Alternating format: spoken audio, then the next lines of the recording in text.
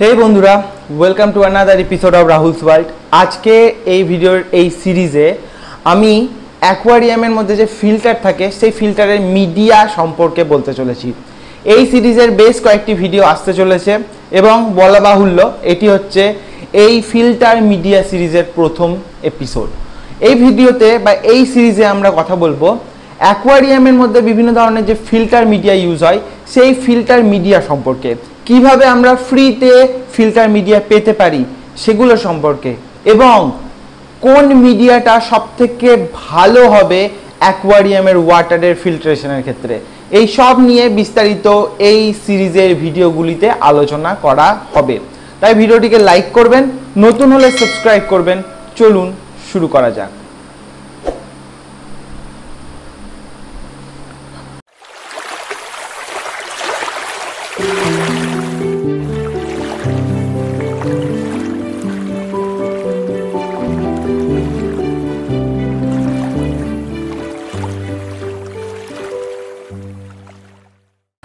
তো বন্ধুরা, আজকের এই ভিডিওতে আমি আলোচনা করতে চলেছি অ্যাকোয়ারিয়ামের ফিল্টার মিডিয়া সম্পর্কে।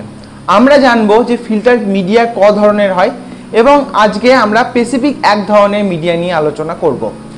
ফিল্টার মিডিয়া সাধারণত তিন ধরনের হয়ে থাকে। এক হয় মেকানিক্যাল মিডিয়া, এক হয় বায়োলজিক্যাল মিডিয়া, আর এক হয় কেমিক্যাল মিডিয়া। এই তিন ধরনের অ্যাকোয়ারিয়ামের মিডিয়া নিয়ে আমাদের এই ফিল্ট্রেশন বা অ্যাকোয়ারিয়ামের ফিল্ট্রেশনের উপর কমপ্লিটলি কিন্তু ডিপেন্ড থাকে। কখনো কখনো এই দুটো বা তিনটেকে একসাথে অ্যাটাচ করেও ফিল্ট্রেশন করা হয়, বা কখনো কখনো ইন্ডিভিজুয়াল হয়, কেমিক্যালি ফিল্টার করা হয়, হয় মেকানিক্যালি হয়, বা কখনো কি হয় অন্যভাবে বা বায়োলজিক্যালি হয়ে থাকে। তো এই জিনিসগুলো কিন্তু আমরা অ্যাপ্লাই করে থাকি। আজকের এই ভিডিওতে আমরা কেমিক্যালি নয় বা বায়োলজিক্যালি নয়, শুধুমাত্র মেকানিক্যাল ফিল্টার মিডিয়া নিয়ে কথা বলবো। পরের ভিডিওতে বায়োলজিক্যাল এবং কেমিক্যাল নিয়ে আমরা কথা বলতে চলেছি। তো মেকানিক্যাল মিডিয়া বলতে কি বোঝায়?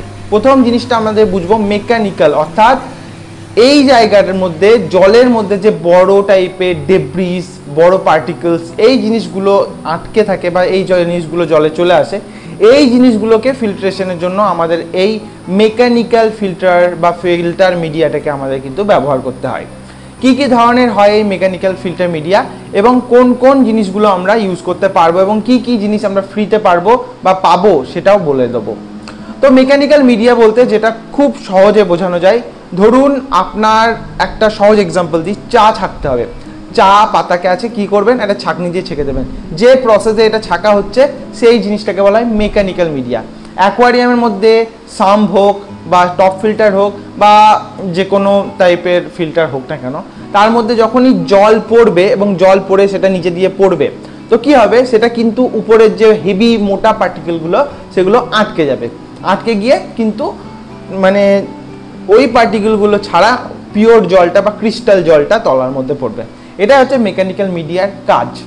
এবার বলবো মেকানিক্যাল মিডিয়া কি কি ধরনের মিডিয়া দিয়ে তৈরি হয়। তো প্রথমেই আপনারা এই সাইডে একটা ছবিতে দেখতে পাচ্ছেন, এইগুলোকে বলা হয় ফিল্টার প্যাড। এই ফিল্টার প্যাডগুলো ইজিলি অ্যাকোয়ারিয়ামের দোকানে 50 থেকে 60 টাকা করে পাওয়া যায়। তো এই ফিল্টার প্যাডগুলো as a best mechanical media হিসাবে আমরা ধরে থাকি। তো এগুলো কিভাবে কাজ করে?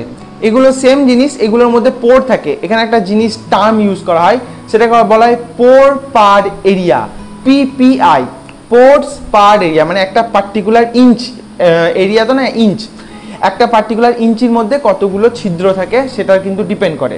এবার এখানে কোন টাইপের পিপিআই দরকার, একটা ইন্ডিভিজুয়াল পিপিআই দরকার হয়। যেমন হয় কি আমাদের ক্ষেত্রে এটা হয় কি 50 থেকে 60 পিপিআই হচ্ছে পোর পার এরিয়ার মধ্যে পড়ে। এবার যদি তার বেশি হয় তখন কি হতে পারে, যখন তার বেশি হলে তখন সেক্ষেত্রে ফিল্ট্রেশনের কিন্তু হ্যাম্পার আসে, বা কখনো কখনো কি হয় তার কম যদি চলে আসে সেক্ষেত্রেও কিন্তু ফিল্ট্রেশনের হ্যাম্পার আসে।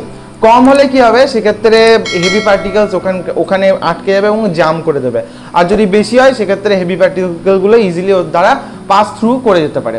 তার ফলে কি হবে, তার ফলে আমাদের প্রপার ফিল্ট্রেশনটা হবে না। তো সেক্ষেত্রে আমাদের যেটা দরকার 40 থেকে 50 পিপিআই এর মধ্যে থাকবে এরকম ফিল্ট্রেশন মিডিয়া আমরা কিন্তু as a mechanical media use করতে পারবো। এবার কিছু এক্সাম্পল দিই, যেমন হচ্ছে স্পঞ্জ মিডিয়া, যেটা আপনারা এই পাশে দেখলেন। এই স্পঞ্জ মিডিয়া খুব ইজিলি পাওয়া যায়, যেটা আমি আগে থেকেও বললাম। তো এটা ছাড়া আর কি কি মিডিয়া হতে পারে অ্যাজ এ মেকানিক্যাল মিডিয়া?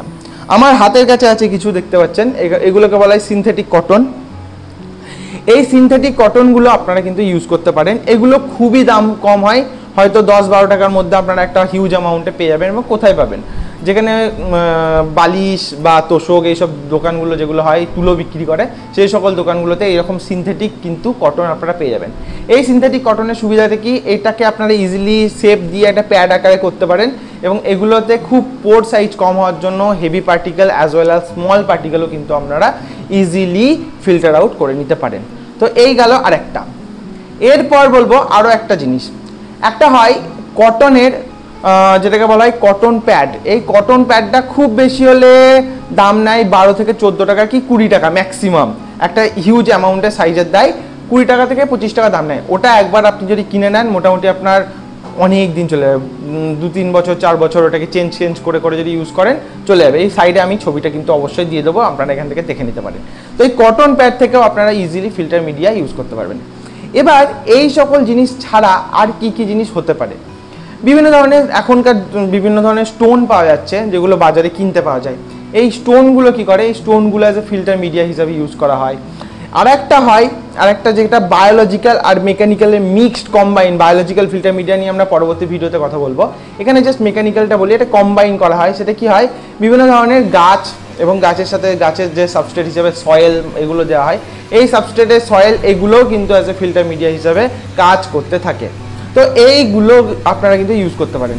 সব থেকে ভালো কিছু মিডিয়া নিয়ে কথা বলবো, যেমন হচ্ছে স্যান্ড ইটসেলফ একটা মিডিয়া হয়। তো এই স্যান্ড কি করে, স্যান্ড যখনই আপনারা খুব ফাইন পার্টিকেলের যে স্যান্ডগুলো অ্যাকোয়ারিয়ামে ইউজ হয়, সেই স্যান্ডগুলো আপনারা কিন্তু ইউজ করতে পারেন। এবং এগুলো কিন্তু অ্যাজ এ তলার মধ্যে প্রচুর পরিমাণের কলোনি হিসাবে ব্যাকটেরিয়াও জন্মাতে ইউজ করে। এটাকে আমরা কিন্তু মেকানিক্যাল মিডিয়ার আন্ডারেই ধরি, কিন্তু কিছু কিছু জন আবার এটাকে বায়োলজিক্যাল মিডিয়ার আন্ডারেও ধরে। কিন্তু স্যান্ডকে বায়োলজিক্যাল মিডিয়া আমি বলি না, তার কারণ হচ্ছে স্যান্ডের পার্টিকেলের মধ্যে ব্যাকটেরিয়া কলোনি ফর্ম করতে পারে না, কারণ এরা পোরাস হয় না, ক্রিস্টাল হয়, সেজন্য এর মধ্যে ব্যাকটেরিয়া পার্টিকেল বা ব্যাকটেরিয়া ফর্ম করতে পারে না। তো এই ইস্যুটার জন্য আমরা স্যান্ডকে বায়োলজিক্যাল মিডিয়া ধরতে পারি না। যাই হোক, তো স্যান্ডকেও কিন্তু আমরা যে মেকানিক্যাল মিডিয়া হিসাবে ইউজ করতে পারি, সেক্ষেত্রে এগুলো আমরা ব্যবহার করতে পারি। তো এই জিনিসগুলো আমরা মেকানিক্যাল মিডিয়া ছাড়া এই জিনিসগুলোতে সহজে ব্যবহার করে আমরা কিন্তু ব্যবহার করতে পারি। এবং মেকানিক্যাল মিডিয়ার কিছু ডিসঅ্যাডভান্টেজ বলবো এবার। প্রথম জিনিস হচ্ছে মেকানিক্যাল মিডিয়াতে, যেটা আপনারা জানলেন যে মেকানিক্যাল মিডিয়াতে বড় পার্টিকেলকে ইজিলি ফিল্টার আউট করে দেয়, কিন্তু সেখানে খুব ছোট পার্টিকেল হলে কখনো কখনো দেখা যায় মেকানিক্যাল মিডিয়াও সেগুলোকে ফিল্টার করতে পারছে না। এবার আরেকটা প্রবলেম হয়, খুব ছোট পার্টিকেল হলে আমাদের তখন কি করতে হয়, পোর সাইজ ছোট এরকম টাইপের মেকানিক্যাল মিডিয়াও আমাদেরকে অ্যাড করতে হতে পারে। তো সেগুলো কি হয়, একটা সার্টেন টাইমের পর সেটা কিন্তু ব্লক হয়, এবং ব্লক হয়ে গেলে কি হবে, সেটাকে তখন আমাদেরকে চেঞ্জ করে ফেলতে হয়। এই যে কটন প্যাড আছে বা যেগুলো আমি নাম বললাম, সেইগুলোকেও কিন্তু আমরা লং টাইম ইউজ করতে পারলেও এটাকে ওয়াশ করে আবার যদি রিইউজ করি কাজ হয় কিছুটা, কিন্তু দেখা যায় তার যে কর্মদক্ষতাটা অনেকটাই কমে যেতে থাকে। তো সেক্ষেত্রে আমাদেরকে কি করা হচ্ছে, সেগুলো আমাদেরকে রিপ্লেস করে নতুন জিনিস অ্যাড করতে হবে।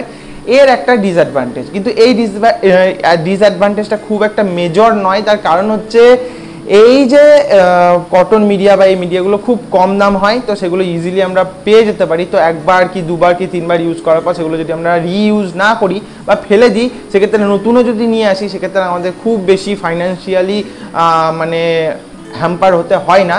তো এই একটা কিন্তু বড় ব্যাপার। তো এই জিনিসগুলো আপনারা কিন্তু as a media mechanical media হিসাবে ইউজ করতে পারেন। পরবর্তী ভিডিওতে আমরা বায়োলজিক্যাল মিডিয়া এবং কেমিক্যাল মিডিয়া নিয়ে কথা বলবো। তো সেক্ষেত্রে বায়োলজিক্যাল মিডিয়ার কিছু ইম্পর্টেন্স এবং তার কিছু প্রবলেম নিয়েও কথা বলবো, কেমিক্যাল নিয়েও তার ইম্পর্টেন্স এবং প্রবলেম নিয়ে কথা বলবো।